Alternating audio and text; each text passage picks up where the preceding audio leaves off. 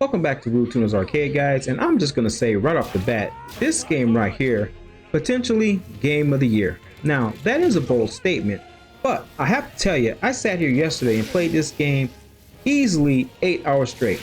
The whole demo from the beginning to the end, and I just couldn't put the game down. Just when you thought the story was good, they just kept building and building on things to make it better. Now, what did they build on? Well, today we're gonna take a look at the game. We're gonna look at some of the great graphics in the game. I'm gonna explain the story of the background behind it without giving away spoilers, and we're gonna look at all the play mechanics that this game offers. Definitely, in my opinion, a potential choice for Game of the Year. So with that said, let's get into it.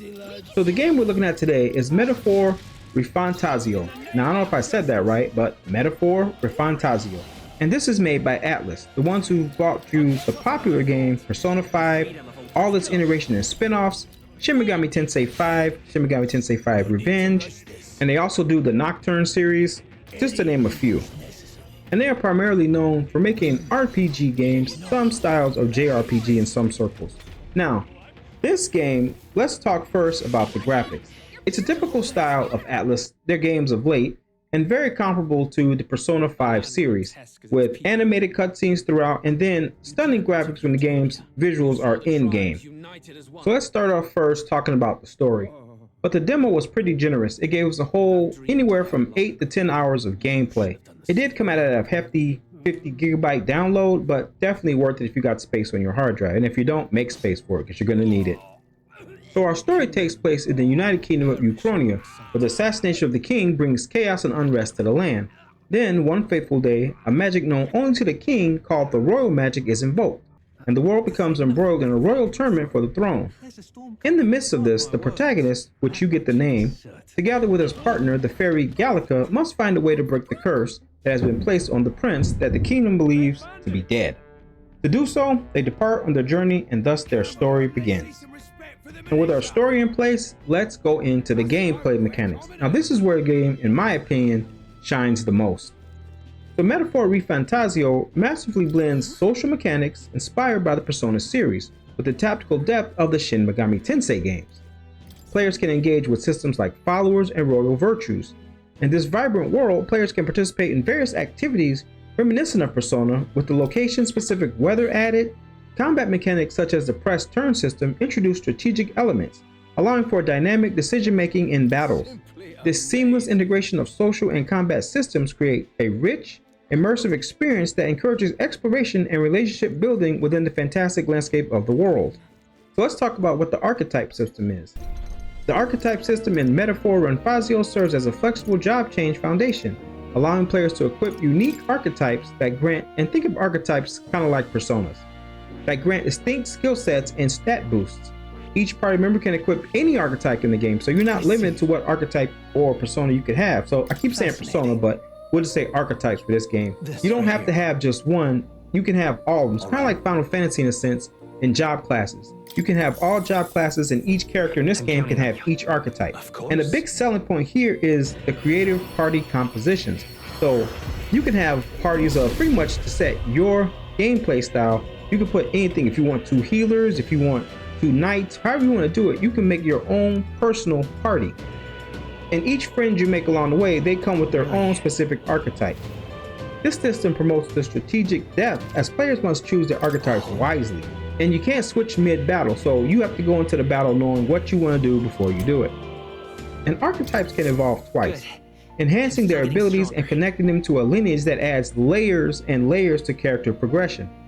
Additionally, the synthesis mechanic allows players to combine the powers of multiple archetypes. For example, if you have an archetype that just hits hard, that's their main strategy, you can add magic to it. Same thing if you have a magic healer and you want to give them a few attacks with some meat where you're going to hit for big damage, you can do that. And this should encourage players to think tactically how they will form their party and utilize their archetypes for maximum effectiveness in both combat and character development. Also, while inside dungeons, dungeon exploration offers a dynamic combat system that seamlessly blends real-time and turn-based mechanics. And it sets it up so players are encouraged to initiate encounters in real time for a tactical advantage. But this approach comes with the risk of enemy retaliation. So what that means is, if you're in a dungeon and you see an enemy running around, you have the option to attack your enemy. Attacking the enemy first will give you the advantage when you go into the full combat screen. However, if the enemy hits you first, then it's going to be their turn first. And one of the details I like about that is the fact that depending on what weapon you have, depends on what your attack in the overworld will look like. Another nice touch they had that they brought back from old school games, letting players position their characters in either the front or back row. This positioning affects reachability, determining where the allies can engage enemies and vice versa. So, certain archetypes, like the gunner, are designed for ranged attacks, emphasizing the importance of formation and combat strategy. Additionally, some skills are exclusive to the back row, encouraging players to think critically about their lineup. If you're a magician and you do magic, obviously your magic you want to be potent, but at the same time, you don't want to take big damage in the front. So you'll bring your character to the back, as well as if you're a knight and you're taking damage, you want to take your character to the back row, take your damage, and then move back forward for a heavy hit. This combination of real-time action, turn-based strategy, and flexible party positioning enriches the overall gameplay experience. Outside of the play mechanics though, the traveling system is very simple and it has a very nice touch of convenience. One of the major things I like about that is when you're in the towns, instead of having to run all over the town where you know how you find something sometimes and you don't know where to go, you saw it once and you're like, man, I remember seeing this somewhere. Well, here you can open up your map and it has a beautiful design, easy layout, and a great UI. Basically, you can scroll through all the positions you've been and instantly fast travel to that position. So that way, if you forgot where you're at, you go to your map, go through all the locations, and fast travel to your destination, no problem. Another great feature with the map is when you're running through the dungeon, you can actually see where all your treasures are. It gives you a nice mini map highlighting all of the treasures you can find on that map. So that way you don't miss anything when you're exploring. And it's actually kind enough to actually show your enemies. Now it doesn't show you exactly what the enemy is, but it shows you where they're at. As far as level design, it's pretty straightforward when you're playing a typical RPG. At the same time, I do want to pay special attention to some of the character designs. I mean, some of these things are just straight up freaky and bizarre, and in this kind of world, it fits perfectly. So also, another thing that can make or break an RPG is the music. Now, the music in this game, I can't say enough about it. I highly recommend just listening to some of the music in a playlist somewhere. It has epic boss battle music, and the music always seems to fit the theme like it's supposed to. And some of the tracks actually have vocals, and the vocals sound nice. I was kind of worried about how the voices were going to sound for the characters as well. You have a choice to have them in Japanese or English, and believe it or not, they're not cheesy. They're actually pretty decent and thought through. You know, sometimes you get a character and the voice is just like, oh, I like the game, but it's so cringe. They actually did a good job on the voicing in this game as well. Another standout feature in this game is while you're in town and you're trying to pass that time, kind of like Persona, there's actually events and things you can do. You can cook, you can help out people with all, you can help out the villagers with all kind of stuff they might need, so as far as gathering medicine, small mini quests, cooking, warding off monsters, etc., etc. And while it's just a demo, I don't know if to get the protagonist any kind of romantic interest.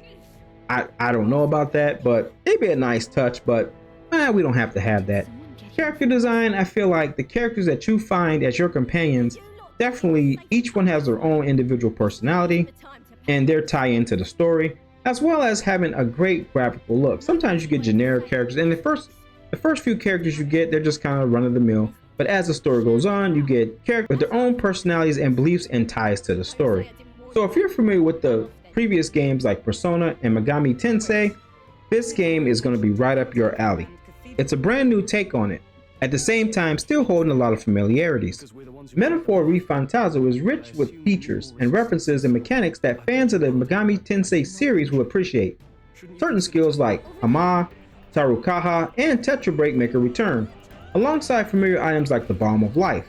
The calendar system echoes the one found in Persona games, providing structure to players' activities. The follower system functions similarly to the social links and confidants from Persona, as well as the fate systems in Devil Survivor 2. If you play Devil Digital Man Saga, you'll know what that is, though it notably lacks romance options. Additionally, the game features mechanics akin to social stats, enhancing characters' interactions and development. And fans have speculated about a connection between the game's modern setting with Megami Tensei universe, a theory supported by game nods to contemporary elements and acknowledged in an official livestream. Notably, Jack Frost appears in a trailer, summoned by an archetype from the Summoner lineage, reinforcing these ties. Archetypes are further showcased with names like Persona Master, Devil Summoner, and Soul Hacker, directly representing beloved titles within the franchise. And all of this enriches the experience, inviting players to explore the connections while enjoying the new gameplay mechanics. And I know some people might say that the game has a crisis identity, but I think this is the perfect throwback to if you enjoy Atlus games and you enjoy Persona, you enjoy Devil Summoner, you enjoy Shin Megami Tensei, then this one is perfect for you. And it's been a while, let's be real. Atlus has, and Persona 5 is a great game and all the spin-offs, but in my opinion, I feel like Atlus has kind of milked it. But at the same time, they've been working on this game. This game has been developing for 5 to 6 years, maybe even a little longer. They have announced, this game was announced a while back. So it's finally here. It's going to be out next month, and I highly recommend checking this one out. It's a demo right now. It's free on Xbox, it's free on PlayStation, it's free on Steam. Definitely go check this one out. But let me know in the comments what you think. If you've played the demo like I have, and if you couldn't stop playing it and you've played it from beginning to end, are you looking forward to another RPG that's coming out? Because it's going to be a heavy hitter this year, guys, I'm telling you. But that's all the time I got for today, guys. Please rate, comment, subscribe. Let me know what you think about Metaphor Refantazio. And with that, take care of yourself, protect your inner peace. God bless you, and we'll catch you on the next one.